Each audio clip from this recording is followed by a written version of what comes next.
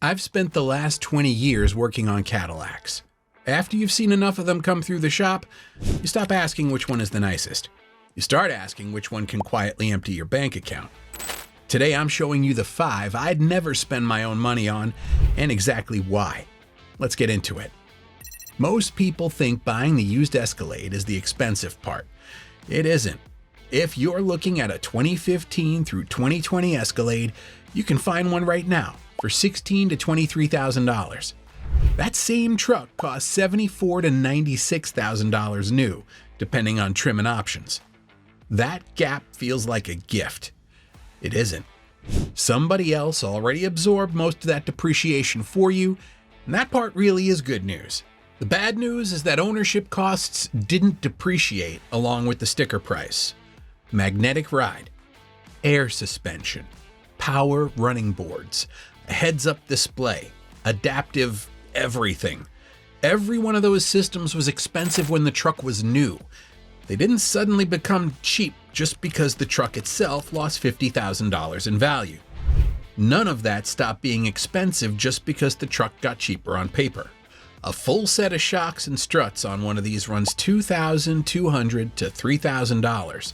The active suspension module alone can run another $700 to $800, and that's before you get into the smaller stuff that adds up on its own. I had a guy come in thrilled with the deal he got, $22,000 for what used to be an $80,000 truck. He told me it felt like he'd outsmarted the market. 12 months later, he'd put almost $4,000 into suspension work he never budgeted for, and he wasn't happy about it. But he also wasn't surprised once I explained why. He could afford to buy the truck. He hadn't planned on what it actually costs to own one. You bought a $20,000 SUV. You're still repairing a $90,000 Cadillac. Before you buy one, sit in it with the engine running and listen for the air compressor cycling under the back. If it's running constantly instead of occasionally, that's the air suspension already working overtime to hold itself up. Next up, the XTS. People buy this one for the ride. Full size, quiet, comfortable, and it genuinely deserves that reputation.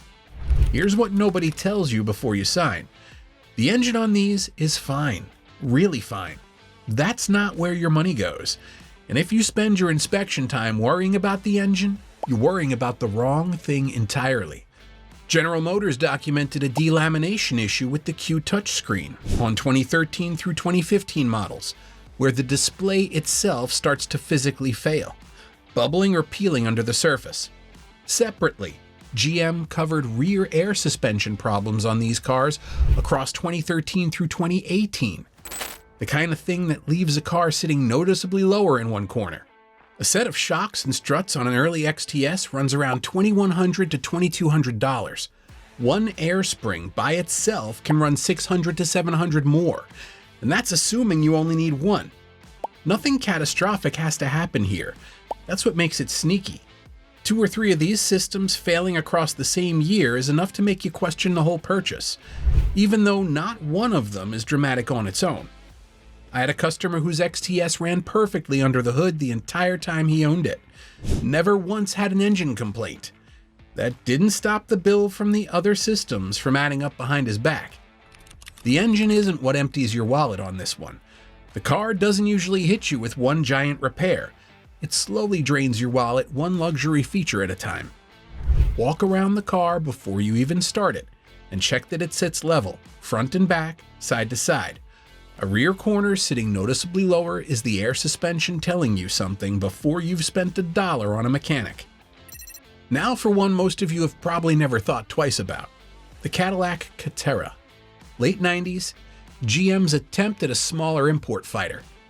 Built off a European platform, marketed with a duck in the commercials of all things, people bought it because it drove differently than anything else wearing the Cadillac badge.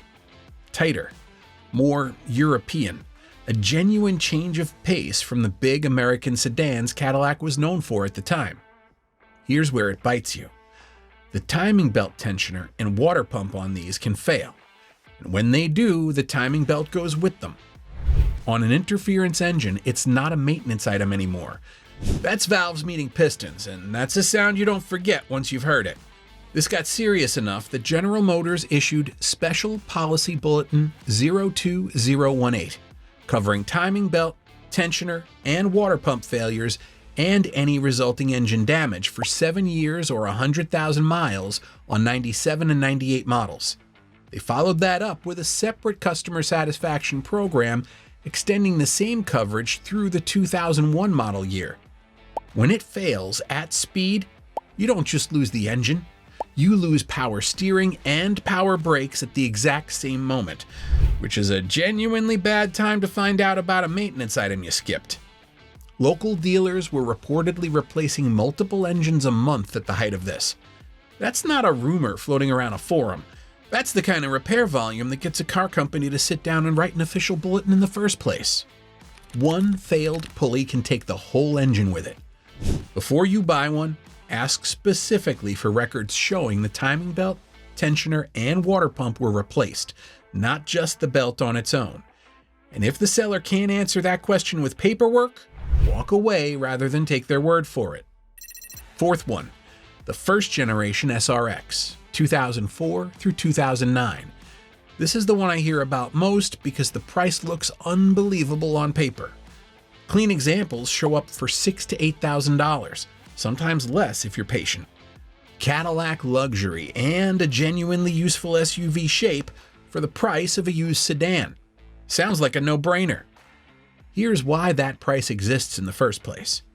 The 3.6 V6 option in these years shares its timing chain design with the early CTS, and General Motors has service documentation covering that chain stretching and setting correlation codes, the kind that show up as a rattle on a cold start weeks or months before they ever trip the check engine light. Once you're actually chasing that repair down, you're not talking about an oil change anymore. You're not talking about pocket change either. I've had people bring these in convinced they got the deal of the century, right up until the diagnosis came back, and then the conversation changes fast. One customer had already told his wife how much money he'd saved compared to a new crossover. The car that saved them thousands on the sticker started asking for a good change of that savings back. The cheapest Cadillac in this list is usually the most expensive one to actually own. Cold start it before you buy it. Ideally first thing in the morning before the engine has run at all. A rattle in the first few seconds that fades as it warms up is the exact sound this chain makes before it turns into a real bill. Last one, and this is the one a lot of you already know something about. Pre-2004 North Star. DeVille, Eldorado, Seville. If you're over 50, you've probably heard someone's North Star story already, or lived one yourself firsthand. Here's the actual mechanism, not just the legend. The head bolts on these thread directly into an aluminum block, and especially on 97 through 99 engines, these threads pull right out of the soft aluminum over time. Once that happens, a head gasket alone doesn't fix anything, because the bolts holding it clamped down have nothing solid left to grip. The standard shop procedure adds a thread repair kit alongside the gasket work, and even done correctly, you're looking at somewhere around $2,500 for the gasket work alone. More once the thread repair and labor get added on top. Dealer quotes on this exact job have run $4,500 to $5,000 on a car that might only be worth $6,000 to begin with. That's not a repair decision anymore. That's a math problem with an obvious answer, and it's not the answer you wanted. General Motors did revise the bolt design starting in 2004, and reports of this specific failure drop off sharply after that point. Before that year, it's a real, well-documented risk. After it, this particular story mostly stops applying, which is worth remembering if you're specifically shopping for a North Star car and want to keep that option open. Sometimes the repair costs more than the car does. Pull the coolant cap when the engine is cold and look for anything milky or discolored. And ask if the car has ever needed coolant added between changes. Neither one proves a failure by itself, but together, they're exactly the kind of thing a seller hopes you don't think to check. Buying any used Cadillac on this list, or off it, honestly, I put together a free Cadillac buyer red flag checklist with the exact things I inspect before recommending any used Cadillac to a customer. The suspension systems to verify, the transmission behavior to listen for, the recalls to run before you drive anywhere. Print it out before you look at a car. First link in the description. None of these 5 are bad cars in every single example out there. Plenty of owners drove every one of them for years without living through the story I just told you. It plays a real part in used cars, on any brand, not just this one. But luck isn't a plan. And if it were my own money going on the line, here's exactly what I'd actually do with each of these 5. No exceptions, and no talking myself into a good story from a seller. Skip the pre-2004 North Star unless the head bolt work is already documented in the paperwork, not just promised by the seller standing in front of you. Skip the first-gen SRX unless you've heard that cold start with your own ears, not just taken someone's word that it sounds fine. Walk past a Catera without solid proof the timing belt program was actually completed, not just claimed. Budget for the XTS's suspension and electronics before you fall for how good the ride feels on a 15-minute test drive. And on the Escalade, buy the truck you can actually afford to maintain for the next 5 years, not just the one you can afford to drive off the lot today. If you're looking at any of these right now, model, year, mileage, tell me, and I will tell you exactly what to check before you sign. Subscribe for more real-world Cadillac buying advice every week.